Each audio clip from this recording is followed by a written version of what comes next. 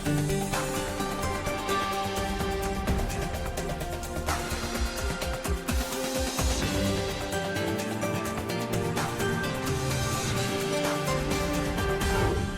today's World Insight, U.S. foreign policy priorities outlined in the new American president's speech on his first visit to the State Department.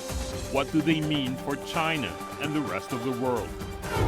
And double whammy for global businesses, a crushing pandemic, and contentious China-U.S. relations. Hope for the best, but how are they preparing for the worst? Words of wisdom from the chairman of a prominent consulting firm. The advice we give to business is to make sure that you plan accordingly to work in both systems, that you actually are scenario planning for all different possibilities.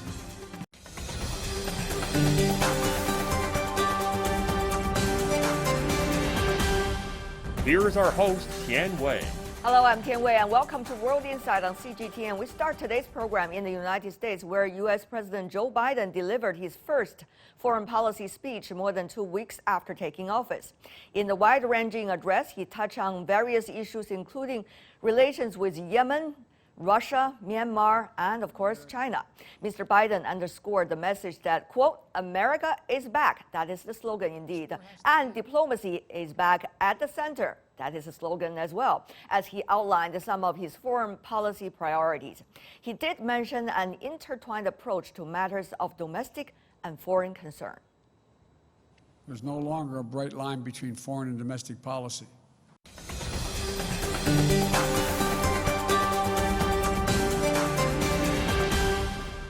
For the latest analysis with different views, we are joined in different parts of the world. Chapel Hill in the U.S., Klaus Laris, Distinguished Professor of History and International Affairs from the University of North Carolina at Chapel Hill. He's been doing research about cross-Atlantic relations for decades. Thank you, sir. In Memphis in the U.S., Joseph Gregory Mahoney, Professor of Politics with East China Normal University. Now he's living in the United States. Last but not least, in Beijing via Skype, Yuan Peng, President of China Institutes of Contemporary International Relations. That's one of the most well-established think tanks in China. Gentlemen, thank you so much for joining us. Well, the slogan is very clear. The United States is back. Is back to what extent? For example, about the global fight against the COVID-19, which is the biggest challenge. Mr. Laris, are you satisfied with the answer given by President Biden? Well, he gave a very wide-ranging speech, and I think it was a good beginning. What he wanted to imply was really that America was going back to normalcy. He wanted to indicate that the Trump administration and that disengagement from the world and disengagement from America's allies was not normal, that he would go back to what America was typical like in foreign policy terms. So engagement with allies, but also engagement with rivals and competitors. He wanted to indicate America will engage again, and America wants to lead again in international relations. It wants to lead. Will others really believe in it and trust it? Professor Mahoney, your general impression of the speech? My general impression was that he is trying to reestablish diplomacy, reestablish protocol, fulfill some of his early campaign promises with regard to the Paris Agreement and returning to the World Health Organization. I think that what we're seeing is a move towards something that was familiar to us in the Obama years, sort of a principles-based pragmatism. But I don't think that anyone's under the illusion that we can really just go back in time and that everything's going to go back to normal, despite the fact that everyone feels like the last 4 years has been sort of a bad dream, Trump plus the pandemic. Quite some corrections, obviously, President Biden is trying to do compared to his predecessor over the past 4 years. Principled pragmatism, is that what Mr. Mahoney just said? Professor Yuan sounds echoing in your words. What's your general impression? To be frank, I think this speech just delivered by Joe Biden not as impressive as I expected. Wow, what was your expectation? it's not so long, it's not so comprehensive, not so systematic. Some hotspot issues like Iranian nuclear issues, North Korean nuclear issues, didn't mention at all. But still, I think one slogan is well received. That is, American is back. Back to what? Sharp comparison to Donald Trump, who pursued American first, and no interested to being a vital role in the world platform and isolationism unilaterally. Now Joe Biden slogan is American back. Back to what? Back to the world leadership role, just like Americans playing in past century. I think this is a core message that he delivered to the whole world. We've seen some quite diplomatic interactions, in fact, gentlemen, over the past 2 weeks since the new administration sworn in. For example, phone calls between the president and his counterparts in Canada, Mexico, France, NATO, Australia, Japan, South Korea, and also including the meetings between the Secretary of State and the foreign ministers of some of these countries, to say the least. These kinds of meetings, will they really establish trust or regain trust? Or it's only the very, very beginning? Professor Laris. Yeah, it's the very beginning, and it's only polite to call up your allies and friends and talk to them first, and then to talk to other people. He talked to the German Chancellor, to the French President, the British Prime Minister, leaders from Mexico, South Korea, but he also talked to the Russian President Putin, and apparently it was a very tough talk, and Biden made clear to him that America was not a pushover, and that he very much criticized the Navalny affair, that he criticized many other things, but he also showed an interest in engaging with Russia by, for example, extending the New START treaty, which has just happened. So I think on the whole that was what can be expected, because Biden said during the election campaign he would be tough on Russia, but he also wants to engage. And of course he wants to continue engaging with the allies, and there's a lot to do regarding transatlantic relations. You know, transatlantic relations during the Trump administration declined a lot, and here Biden does need to rebuild trust and to open up again to the wider world. And I think that was a beginning, and I'm sure he will continue that. Regarding China, by the way, there wasn't that I'm not much asking China yet. I just want to have this speech, yet. But let's just focus on besides China. We're going to go there, gentlemen. Another thing is, what does it take, Professor Mahoney, do you think, that the allies would come back to the trust of the United States? After all, there is still the issue that 4 years from now, we don't know what's going to happen in the U.S. All the policies have been turned over the past 2 weeks might come back again. Or is that a scenario? Yeah, that's really a problem. You know, the United States is, as everyone knows, it's highly polarized.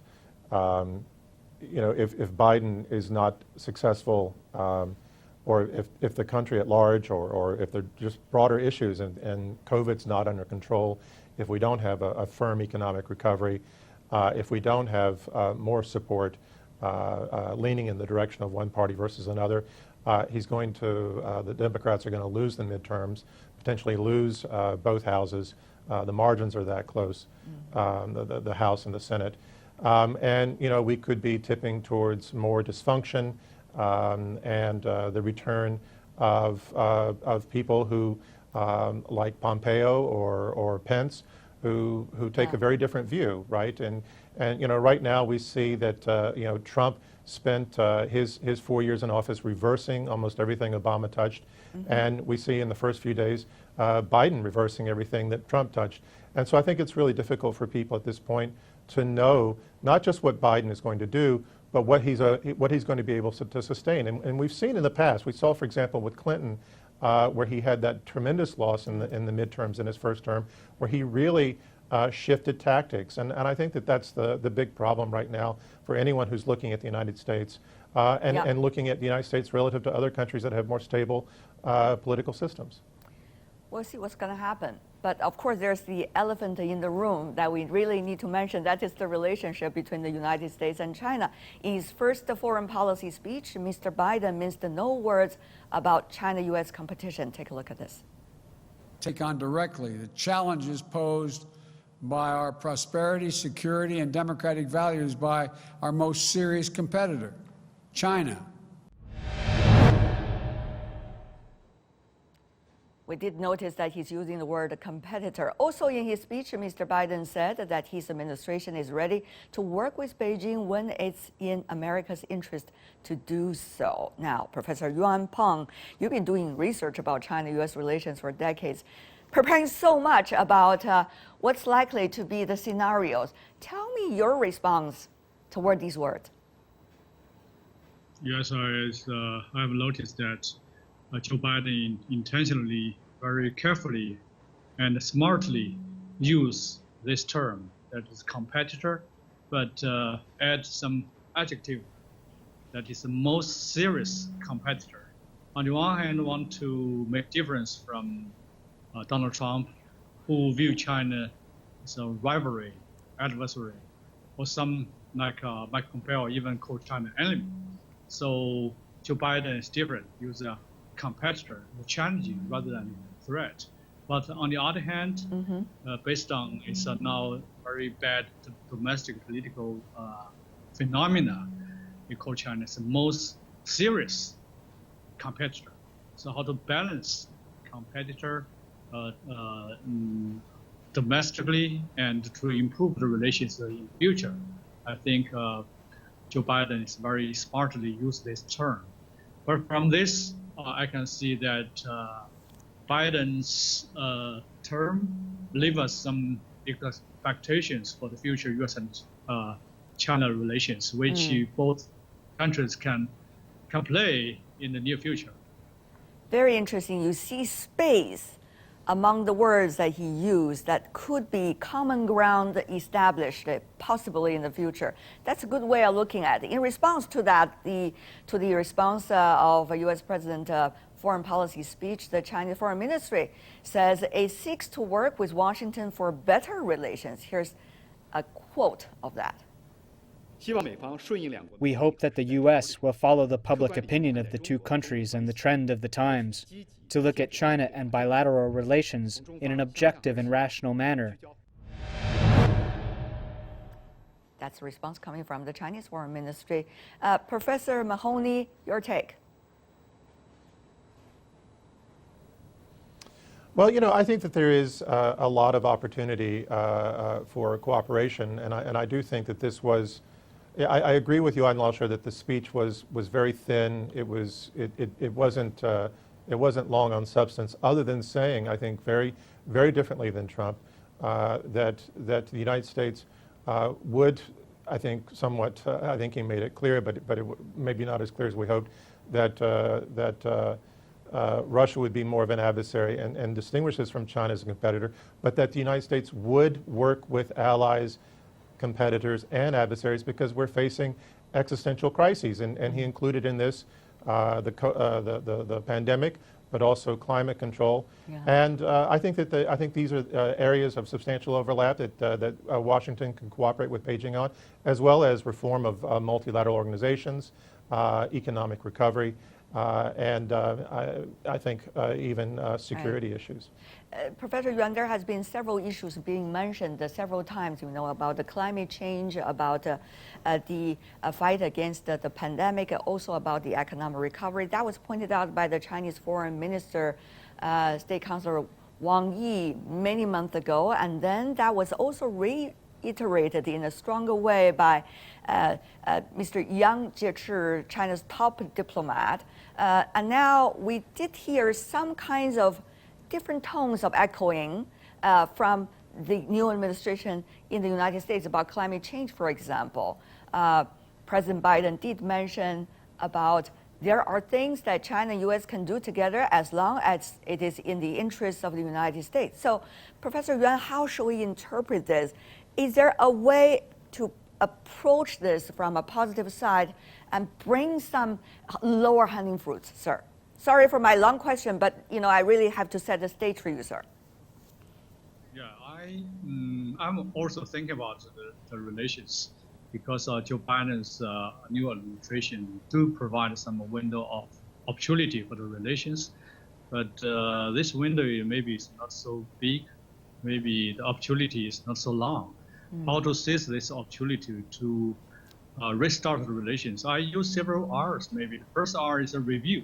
Both sides should review the relations, what has been going on, what should be moving ahead, make a right conclusion to be the precondition to moving ahead. And second R, I think, is a reaffirm from the American side, should reaffirm one vital interest of China, that is Taiwan issue, one China policy, which is deeply hurt by Donald Trump administration. And the third R, I think, maybe is a reassurance. Reassurance that both sides should no war, no Cold War, no decoupling, no stopping people-to-people exchanges. Those bottom line, both sides need to reassurance. And also several, for example, relief the pandemic, COVID-19. This is our common interest. Both sides can work together bilaterally or under WHO framework, and the resumption different types of dialogues, which is very important for the two big powers to the new start of the relations. And we have so many renegotiation the trade and restart the relations, and most importantly, reshape the framework, redefinition of the nature of the relations. Don't use adversary enemy sort of term, but find some, for example, stakeholder sort of wording to give a very neutral nature of the relations so that we can moving ahead. Is the Chinese side, Professor Yuan, you are a very well-known expert here in China about China-U.S. relations. Is the China side also proactively trying to do some of the things you just mentioned, all of these vocabularies that you have been tapping into briefly? Yes, we are waiting for China always the part to improve the relations. Just like Director Yang Jiechi mentioned, in the past 4 years, it's Donald Trump who made the relations bad, and China always want to improve the relations. So the door always open, and the card is in American side. Also, China can play a very positive role in leading, in shaping the relations. Okay. So I think the relations based on the bilateral cooperation. All right. Well, Professor Laris, I know you've been listening to your colleagues attentively. The door is open. The window is not necessarily going to have a huge opportunity, but there is opportunity. Will the new administration be able to grasp it politically? Yeah, I would agree with what has been said. There is an opportunity, and the use of the word competitor rather than the word adversary means something positive. Biden wants to engage, particularly, of course, on climate change, but there are also other areas where cooperation with China is possible. For example, in the World Trade Organization, to reform that organization, in the World Health Organization, maybe even on counterterrorism. And I think Biden is serious about that. He wants to engage, if at all possible.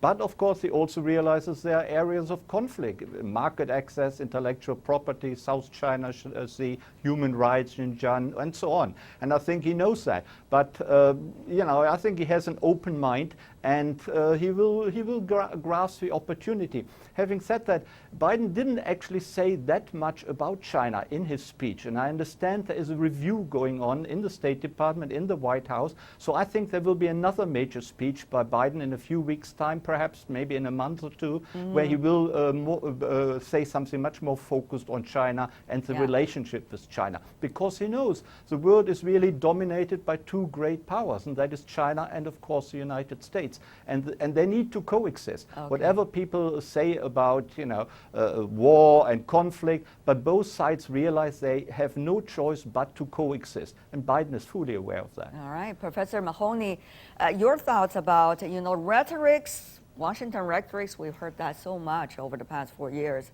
vis-a-vis pragmatism, a word that you use that really took note. What about that this time, China-U.S. relations?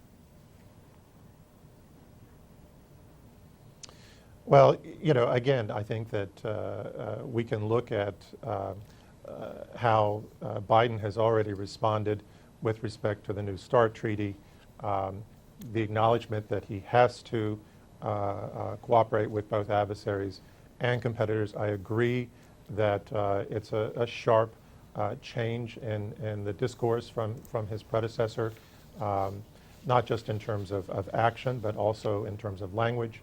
I think that, you know, if we look at one of the issues that he talked about in the speech, and that the White House has been responding to quite a bit in Myanmar, that we see this troubled approach of principal pragmatism. On the one hand, you know, there's the criticism of the military for the coup, but on the other hand, there's not really a substantive response. It's really only been a rhetorical response. And to be frank, you know, the coup shouldn't have been that surprising. But at the same time, the IMF released hundreds of millions of dollars in aid with the coup as a possibility, at least among the experts who were watching. So what's your point, sir? You know, I think principal pragmatism.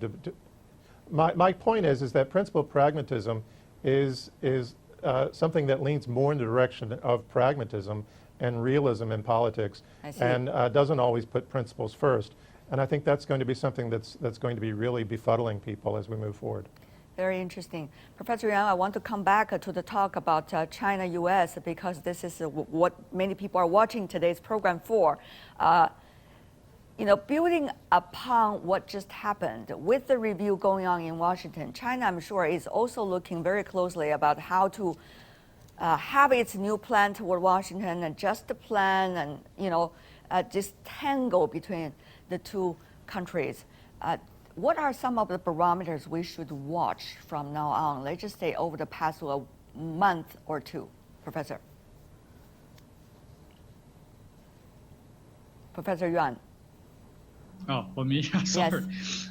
I think, yes, the whole world is closely watching what's going on in U.S. and China relations, because now the relations is so bad that that both sides want to back to normal. But how to back to the new normal, I think need both sides to think some new way to achieve.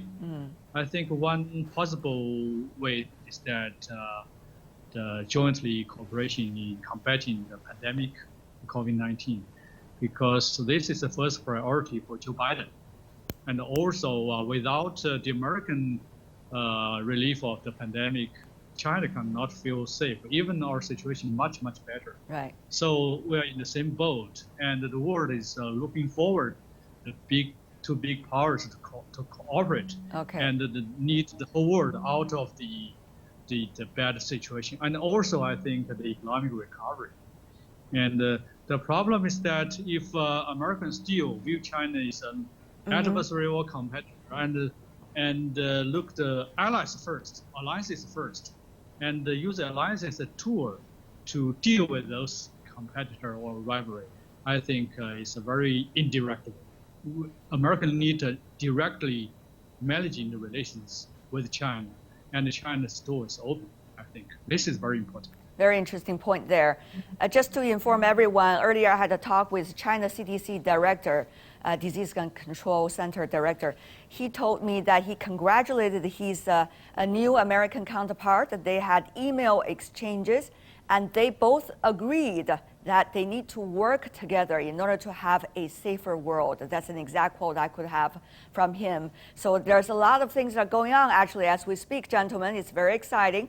Having said that, though, my last quote that we can watch right now, former Secretary of State Mike Pompeo demolished this time President Biden's America is Back diplomatic strategy, saying he doesn't think the American people can afford to go back. But most of the comments on Twitter are actually wary of the previous administration's policy. If you take a look at the screen, you will see some of the response coming from the actually netizens. It's quite an interesting contrast and what people's wishes are. Obviously, they hope to have better life with political stability. I want to wrap it up with that kind of note. Hopefully, we will be learning from the mistakes and moving forward. for a better future. Thank you so much, the three of you gentlemen, for joining us. Klaus Laris, Joseph Gregory Mahoney, last but not least, Yuan Peng. Really appreciate it. Be safe and have a great weekend. Thank you. Thank you, sir. And you're watching World Insight. Still to come in our program. Double whammy for global business, a crushing pandemic and contentious China-U.S. relations. Hope for the best, but how are they preparing for the worst? Words of wisdom from the chairman of a prominent consulting firm, PwC. Right next. Welcome back. This is World Insight. I'm Tian Wei. U.S. President Joe Biden's attitude towards China, singling it out as America's most serious competitor, spelled uncertainty in the business world. So how are global businesses taking risks related to U.S.-China relations? How could the global business community work with the two sides? For answers, I talked to Robert Moritz, the chairman of the consulting firm PwC. He said businesses were not taking any chances with serious planning and to ride out uncertainties going forward. Take a look at the interview. I'm joined by Bob Moritz, PwC Chairman. What a pleasure, Mr. Moritz, to see you once again. It's great to see you as well. Happy to be here. Now, a new administration coming in. Meanwhile, China has also been working on many fronts. It seems that there could be common ground between the two. But of course, there's always the issue of pride and political environment in two different countries. Who would step first, extend that branch, olive branch, and also what is being considered as constructive. From a business leader's perspective, Mr. Moritz, what is your take? It's clear that when you look at China, as well as a business leader looking at the U.S., year after year in our own PwC Global CEO Survey, the number one or number two highest rated area for investment by an organization outside of their home country is China and the U.S. It has been this way for the last 10 years, and it's going to be this way, presumably, for the next several years as well. The world needs to have the opportunity to work with both the U.S. and China.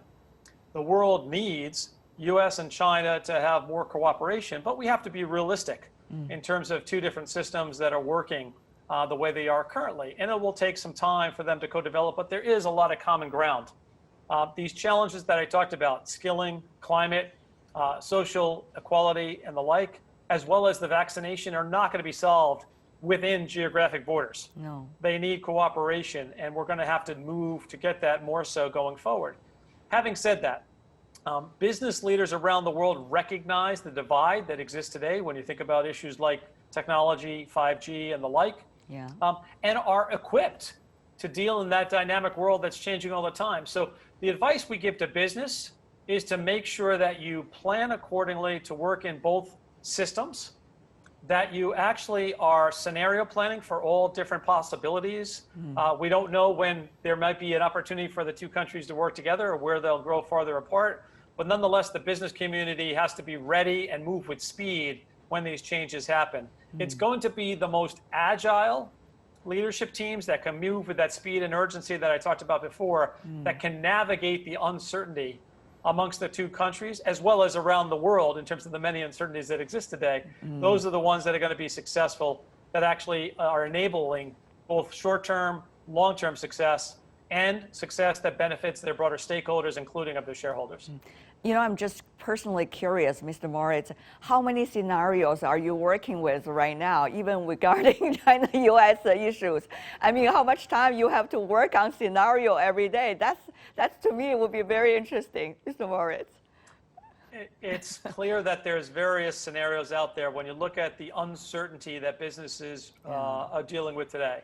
There's the geopolitical issues that just not resting within a U.S. and China situation. You clearly have challenges in the EU when you look at the upcoming election to replace and succeed Angela Merkel. You see the implications coming out of Brexit. You see the concerns relevant to COVID-19, particularly when you talk about some of the countries that might be lagging behind in terms of being able to contain the virus, as well as implement and scale a large vaccination program. You could throw on it to the uncertainties around technology and implications around cyber risks and the like. These are the things that we have become more and more accustomed to, though, over the last few years. And as a group of business leaders, you have to look at all these scenarios and you have to take actions on what you can control.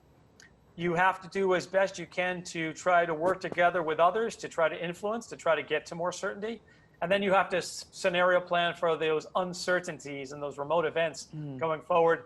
And all three of those things are what the pressure is on management teams today.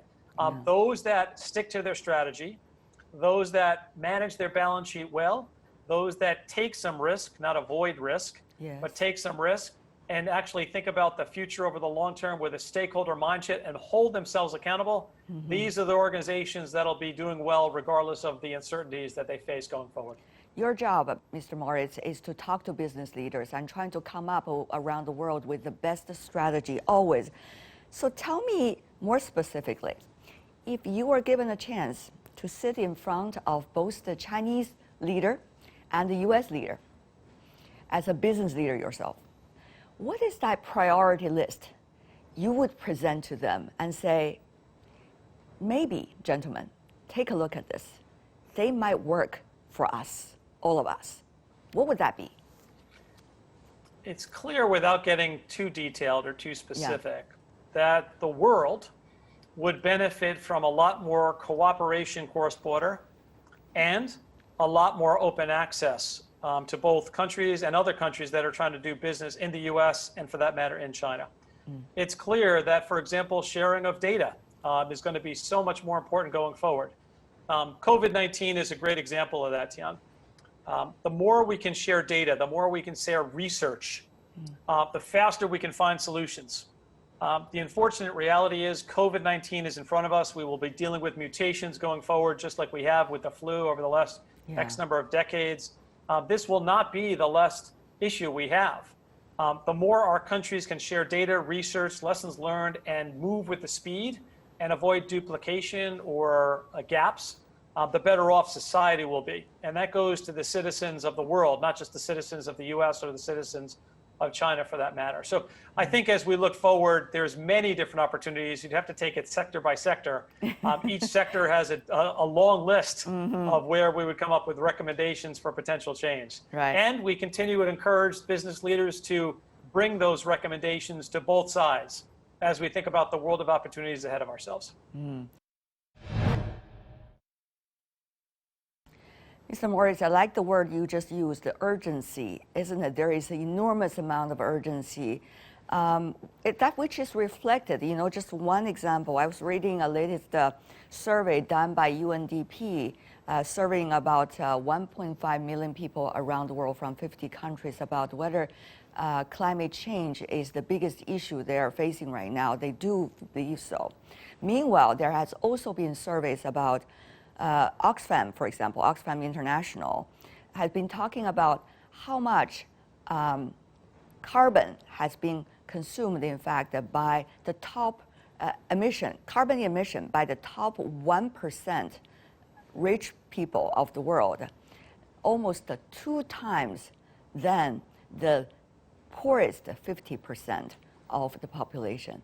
So I have to first say there's a lot of anger against the corporate world, a lot of anger against the business world, particularly outstanding business leaders, probably like you. So, Mr. Moritz, that urgency is really there. How do you see this urgency? How do you see this societal attitude toward people like you?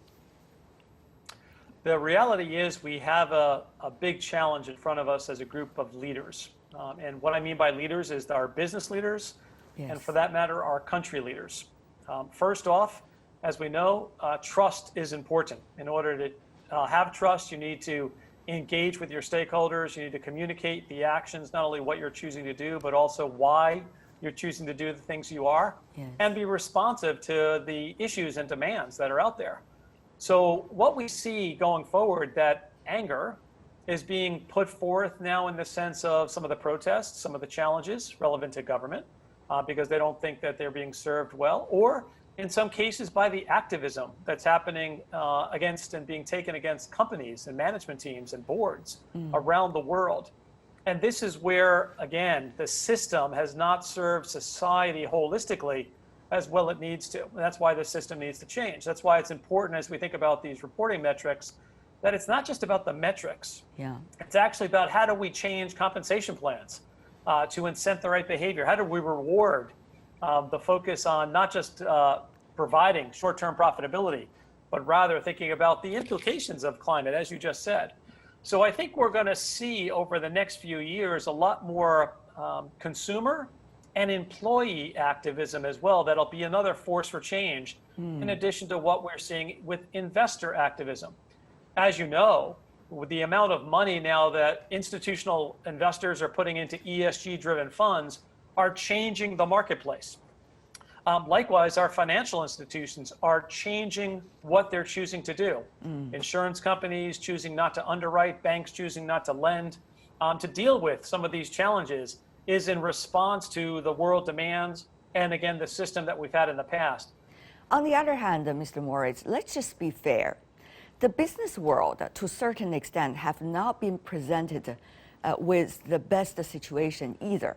Over the past few years, for example, the business world, many of the business leaders you and I have been talking to, really have to function on their own without much support from government or from relative mechanism, for example, international mechanisms. So it should also be said that business world need to be treated fairly, be treated and supported fairly. With that regard, how do you see the international system is working in which business world has to function? It's clear, to your point, Tian, that the challenges that the world is facing right now cannot be solved by business by themselves. This is why the concepts I said earlier of public-private partnerships, governments working with business, coming together and engaging in our communities is so important going forward. It's clear that there's not enough money in our systems today at a government level through the raising of taxes or otherwise to deal with the opportunities and the challenges that are embedded within the SDGs, for example. It's clear that what we were able to accomplish over the last 9 months or so with business coming together, working with governments to come up with a vaccination or several different alternatives to a vaccination would have never happened had business not come to and risen to the table, had not been able to work with government, and now work together to actually deal with vaccination, not just the development of the vaccines. Right. And I think this is going to be the examples that we should look to. As you said, there's a lot of anger towards business, but let's reflect on two factors. The business community, particularly those that are our frontline workers, the healthcare systems around the world, the pharmaceutical companies and others in the healthcare space, and the logistical companies that are responsible for distribution right now are really the ones that have stepped forward and supported those workers, supported the frontline workers. Now, a new administration coming in the United States, what does that mean for businesses? You've been testing the temperature of businesses on a daily basis. Tell me more about that. So business around the world, I think, is focusing on three elements, and each one of them has a degree of opportunity and optimism in it. First is the need to continue the focus on COVID-19 and the vaccination process. The quicker the vaccination can be delivered in scale in countries around the world, the more likely we are to resume a more normal, not the same normal, but a more normal environment for business opportunities that particularly have been hard for small to medium-sized companies. The second opportunity clearly is the focus on some of the new policies, procedures, and the like that the U.S. government with the new administration is putting in place. Here you see a tremendous focus on climate, some of the orders, the executive orders that President Biden put forth. And many of those are focusing on and betting on the fact that innovation and ideas will create change for the positive, relevant to climate, but also will create economic opportunities in terms of innovation, entrepreneurship, new job opportunities, and expanded growth. And third is the issue of making sure people have the right skills to move forward in the world that we're living in right now. This past year, a tremendous tragedy in terms of the pandemic. You saw great innovation and great focus on the implications of digitization in terms of how work and work of the future changed dramatically and with tremendous speed. That had a negative impact in terms of employment. So it's going to be important for the world to be focused on reskilling the world and the people within it to make sure we can better match the future jobs to those new skill sets. We at PwC issued a report with the World Economic Forum this past week talking about the impact on skilling. If in fact we're able to get more focus in that area, we think we can create another 5 million net new jobs and have a $6.5 trillion positive impact on the economy. It's things like that that are giving more optimism to the business community and giving more optimism, I think, to the citizens around the world. Robert Moritz from PricewaterhouseCoopers. That's all the time we have for today. If you'd like to see more, search World Insight or check out our YouTube channel. Follow us on Twitter and Facebook. I'm Tian Wei. On behalf of the team, thanks for watching. Bye for now.